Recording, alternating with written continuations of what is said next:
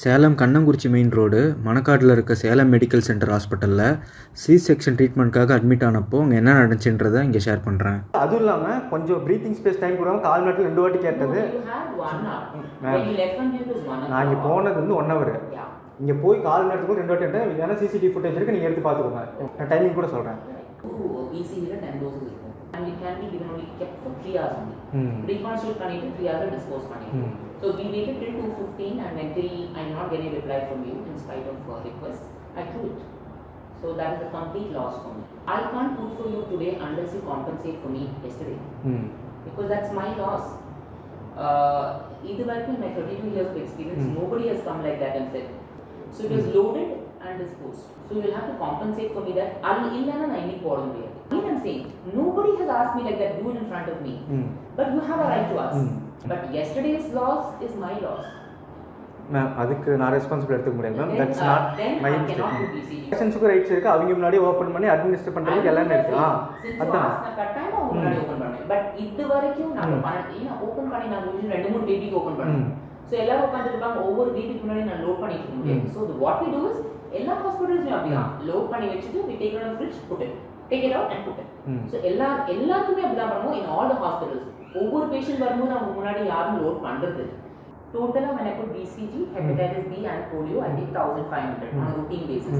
But since my BCG of yesterday's loss, if you're compensating, it will be 2,000 on the whole. Caesarean பண்ணியிருக்கு. அதுக்கு sign பண்ணுறதுக்கு முன்னாடி உங்களோட caesarean side effect அது இது எல்லாமே கிளியராக சொல்லிவிட்டோம் அப்படின்னு எல்லாமே போட்டிருக்கு. எஜுகேட் பண்ணணும் பேஷண்ட்ஸை, ஓகேங்களா? எதுவுமே சொல்லலாம், கண்ணு மூடிட்டு அங்கே இதுக்கு சைன் பண்ணணும். லாஸ்ட்டாக படித்து பார்க்கும்போது சொல்கிறாங்க, இப்போ உள்ளார போயிட்டாங்க. இது எந்த விதத்தில் வந்து எத்திக்கலாவும் கரெக்டாக மாறலாவும் ரைட் இல்லை, லீகலாகவும் ரைட் கிடையாது. ஏன்னா எனக்கு தெரிஞ்சு வந்து டாக்டர்ஸ் எஜுகேட் பண்ணணும். எஜுகேட் பண்ணதுக்கப்புறம் தான் இதோட சைட் எஃபெக்ட்லாம் சொல்லணும், கம்பல்சரி கண்டிப்பாக சொல்லி ஆகணும். பேபி பிறந்து நெக்ஸ்ட் டே நர்ஸு வந்து பேபிக்கு வேக்சின் போடணும்னு சொல்லிட்டு போயிருக்காங்க. ஸோ அந்த வேக்சின் டீட்டெயில்ஸை அந்த ஹாஸ்பிட்டல் பீடியாட்ரிஷியன் டாக்டர் பிந்து சரவணன் கிட்ட கேட்டப்போ 3 வேக்சின் அட்மினிஸ்டர் பண்ணணும்னு சொன்னாங்க. வேக்சின் போடுறது கம்பல்சரியான்னு அவங்க கிட்ட கேட்டேன். கம்பல்சரியாக போடணும்னு ரிப்ளை பண்ணாங்க. பட் எந்த வேக்சினும் லீகலி கம்பல்சரி கிடையாது, ஆனால் ரெக்கமெண்டட் தானே அப்படின்னு கொஸ்டின் பண்ணதுக்கப்புறம் ஆமான்னு சொன்னாங்க. அவங்க கிட்ட கொஞ்சம் டைம் கொடுங்க, வீட்டில் டிஸ்கஸ் பண்ணிட்டு சொல்கிறேன்னு சொல்லிட்டு வந்துட்டேன். சொல்லி 15 மினிட்ஸ் கூட ஆகலை, அதுக்குள்ளே இன்னொரு நர்ஸை அனுப்பிவிட்டு வேக்சின் போட வர சொன்னாங்க. இப்போதான் டாக்டர் கிட்ட சொல்லிட்டு வந்தேன், வீட்டில் என்ன டிஸ்கஸ் பண்ணலான்னு சொன்னேன். பட் திரும்ப 5 மினிட்ஸில் வந்து வேக்சின் வயல் லோட் பண்ணியாச்சு, 3 ஹவர்ஸ்க்குள்ளே போடணும்னு சொன்னாங்க. எதுக்கு டைம் கொடுக்காம இப்படி ப்ரெஷர் பண்ணுறீங்க? நாங்கள் ஓகேன்னு சொல்லாமல் நீங்கள் லோட் பண்ணதுக்காகலாம் நாங்கள் வேக்சின் போட்டுக்க முடியாது அப்படின்னு சொல்லிட்டு ரிப்ளை பண்ணேன். வீட்டில் பேசிட்டு நெக்ஸ்ட் டே வேக்சின் போடலாம்னு போனேன். அப்போ டாக்டர் பிந்து சரவணன் பிசிஜி வேக்சின் நேற்று லோட் பண்ணது லாஸ் ஆயிடுச்சு, நீங்கள் பிசிஜி வேக்சின் போடணும்னா 500 எக்ஸ்ட்ரா பே பண்ணணும்னு சொன்னாங்க. 3 வேக்சின் சேர்த்து 1500, அதாவது ஒவ்வொரு வேக்சினும் 500 ரூபா. அது இல்லாமல் நேற்று அவங்க லோட் பண்ணி வேஸ்ட் பண்ண வேக்சினுக்கும் சேர்த்து 500 டிமாண்ட் பண்ணாங்க. அது மட்டும் இல்லாமல் வேக்சினேஷனுக்கு ஒரு கார்டுக்கு 100 ருபீஸ். ஸோ 3 வேக்சினும் போட்டுக்கணும்னா டோட்டலாக 2100 ருபீஸ் டிமாண்ட் பண்ணாங்க. ஸோ நெக்ஸ்ட் டே ஆயுதப்படைக்கிட்டு இருக்க குமரசாம்பட்டி அர்பன் பிரைமரி ஹெல்த் சென்டரில் பேபிக்கு வேக்சின் போட போனேன். அது கவர்மெண்ட் ஹாஸ்பிட்டல், அங்கே வேக்சினேஷன் ஃப்ரீ தான். கவர்மெண்ட்டில் ரிஜிஸ்டர் பண்ண மதரோட ஓபி கார்டு, அப்புறம் பேபிக்கு ரிஜிஸ்டர் பண்ண ஃபைல் எடுத்துகிட்டு போனோம். இப்போ அவங்க polio and BCG vaccine administer பண்ணாங்க. என் முன்னாடி தான் வேக்சின் லோட் பண்ணாங்க. வேக்சின் போட்டால் என்னென்னலாம் சைட் எஃபெக்ட்ஸ் ஆகும்னு எல்லாம் ப்ராப்பராக சொன்னாங்க. பட் அவங்க ஹெப்படைட்டிஸ் பி வேக்சின் போடவே இல்லை. ஏன்னு கேட்டேன்.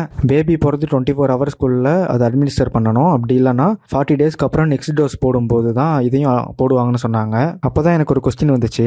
பேபி 21 மார்னிங் 4:19க்கு டெலிவரி ஆச்சு. பட் அவங்க வேக்சினேஷன் அட்மினிஸ்டர் பண்ண கூப்பிட்டது 22nd ஆஃப்டர்நூன் கிட்ட. அப்போ பேபி பிறந்து 30 ஹவர்ஸ்க்கு மேலே ஆயிடுச்சு. அப்படி பார்த்தா அவங்க 24 ஹவர்ஸ்க்கு முன்னாடி கூப்பிடல. கவர்மெண்ட் ஹாஸ்பிட்டலில் 2 வேக்சின் போட்டவங்களுக்கு இன்னொரு வேக்சின் போட எவ்வளோ நேரம் ஆக போகுது. பட் அவங்க ஸ்ட்ரிக்டாக 24 ஹவர்ஸ் ரூலை ஃபாலோ பண்ணாங்க. நானும் அதுக்கப்புறம் நேஷனல் ஹெல்த் மிஷனில் கவர்மெண்ட் பப்ளிஷ் பண்ண தி நேஷனல் இம்யூனைசேஷன் ஷெட்யூலை படிச்சு பார்த்தேன். அதில் தெளிவாக போட்டிருக்கு, ஹெப்படைட்டிஸ் பி 24 ஹவர்ஸ்க்குள்ளே போடணும், பிசிஜி குழந்தை பிறந்து 1 இயர்க்குள்ளே போடணும், ஓரல் போலியோ வேக்சினேஷன் வித்தின் 15 டேஸ்க்குள்ளே போடணும்னு போட்டிருக்கு. பட் சேலம் மெடிக்கல் சென்டர் ஹாஸ்பிட்டலில் வேக்சினேஷன் அட்மினிஸ்ட்ரேஷனில் நடந்த தப்பு என்ன? ஃபர்ஸ்ட், வேக்சினேஷன் கம்பல்சரி கிடையாது, வாலண்டரி ஆர் ப்ரிஃபரபிள் தான். பட் அவங்க கம்பல்சரின்னு சொல்லி மிஸ்லீட் பண்ண பார்த்தாங்க. செகண்ட் என்னன்னா, வேக்சினேஷன் நம்ம எங்க வேணாலும் போடலாம், பட் அவங்க அதையும் சொல்லாம கன்சென்ட்டும் கேட்காம பேபியை வேக்சின் போட கூப்பிட்டாங்க. தேர்ட் என்னன்னா, வேக்சினேஷன் அட்மினிஸ்டர் பண்றதுக்கு முன்னாடி பேரண்ட்ஸ்க்கு வேக்சின் எதுக்காக, அதனோட சைடு எஃபெக்ட்ஸ் என்ன, சிவியர் ரியாக்ஷன் வந்தா என்ன பண்ணணும், அப்படின்னு எதுவுமே எக்ஸ்பிளைன் பண்ணவே இல்லை அவங்க. 4th, ஹெப்படைட்டிஸ் பி வேக்சின் 24 ஹவர்ஸ்க்குள்ளே அட்மினிஸ்டர் பண்ணணும். பட் பேபி பிறந்து 30 ஹவர்ஸ் கழிச்சு தான் வேக்சினேஷன் போடணும்னு சொன்னாங்க. 5th, நான் வேக்சினேஷனுக்கு கன்சென்ட் கொடுக்கல, வீட்டில் டிஸ்கஸ் பண்ணிட்டு சொல்கிறேன்னு தெளிவாக சொன்னேன். அவ்வளோ சொல்லியும் வேக்சின் லோட் பண்ணிட்டு வேஸ்ட் ஆயிடுச்சுன்னு சொல்லி அதுக்கான அமௌண்ட்டே என்னை பே பண்ண சொன்னாங்க. என்னோட இந்த 32 இயர்ஸ் எக்ஸ்பீரியன்ஸில் என்கிட்ட யாருமே இப்படி கேட்கல அப்படின்னு திரும்ப திரும்ப புலம்புறீங்களே மேடம். 32 இயர்ஸாக இப்படி தான் பேஷண்ட்டை மிஸ்லீட் பண்ணிட்டு கவர்மெண்ட் கைட்லைன்ஸ் எதுவுமே ஃபாலோ பண்ணாமல் வேக்சினேஷன் அட்மினிஸ்டர் பண்ணிருந்தீங்களா? நீங்கள் யார் எங்களுக்கு டிசைட் பண்ண 1 hour டைம் கொடுக்க? ப்ராப்பராக நீங்கள் குழந்தை பிறந்த உடனே வேக்சினேஷன் பற்றி கவுன்சிலிங் கொடுத்துருக்கணும். நீங்கள் கல்லா கட்டுறதுக்கு குழந்தைங்க தான் கிடைச்சாங்களா? நீங்கள் பண்ணுறதை பார்த்தா வடிவேல் காமெடி தான் ஞாபகத்துக்கு வருது. அது மட்டும் இல்லாமல் பேபிக்கு எக்கோ டெஸ்ட் எடுக்கணும்னு சொன்னாங்க. எக்கோ டெஸ்ட்க்கு 1000 rupees பே பண்ணோம். அதுக்கு ரெசிப்ட் கேட்டதுக்கு அவங்க எங்கள் ஹாஸ்பிட்டல் ஸ்டாஃப் இல்லை, வெளியிருந்து வந்து எடுத்திருக்காங்கன்னு லெத்தர்ஜிக்காக ரிப்ளை பண்ணுறாங்க. ரெசிப்ட் கேட்டதுக்கு தரவும் இல்லை. உங்கள் ஹாஸ்பிட்டலில் நீங்கள் அலோவ் பண்ணாமல் அவங்க எப்படி உள்ளார வந்து எக்கோ டெஸ்ட் குழந்தைக்கு எடுக்க முடியும்? இங்கே நீங்கள் செஞ்ச தப்பு எதுவுமே உங்களுக்கு பெருசாக தெரியல, ஆனால் உங்களை கொஸ்டின் பண்ணது தான் தப்பாக தெரியுது. என்னோட இத்தனை வருஷம் எக்ஸ்பீரியன்ஸில் யாருமே என்கிட்ட இப்படி கேட்டதில்லை அப்படின்னு நீங்கள் கொடுக்குற பதிலில் உங்களோட எக்ஸ்பீரியன்ஸ் தெரியல, என்னை எப்படி நீ கொஸ்டின் பண்ணலாம் அப்படிங்கிற ஆணவம் தான் தெரியுது. ஏன்னா பீப்புள் ஆர் பேஷன்ஸு, டாக்டரை கொஸ்டின் பண்ணக்கூடாது, அவங்க பண்ணுற எல்லாமே சரிதான்னு நம்புற அளவுக்கு பழக்கப்படுத்தி வச்சிருக்கீங்க. அந்த பழக்கம் இப்போ வாடிக்கையாக மாறிடுச்சு. பேஷன்ஸ் ஆர் அவங்க அட்டெண்டர்ஸ்க்கு நான் சொல்கிற விஷயம் என்னன்னா, ஒரு டாக்டருக்கு ஒரு பேஷண்ட் போனால் அவங்களுக்கு அடுத்த பேஷண்ட் இருக்காங்க, ஆனால் ஒரு ஃபேமிலிக்கு அவங்க ஃபேமிலி மெம்பர்ஸ் தான் அவங்களோட உலகம். அதனால் ஹாஸ்பிட்டலுக்கு போகும்போது டாக்டர் கிட்ட கொஸ்டின் கேட்க தயங்காதீங்க.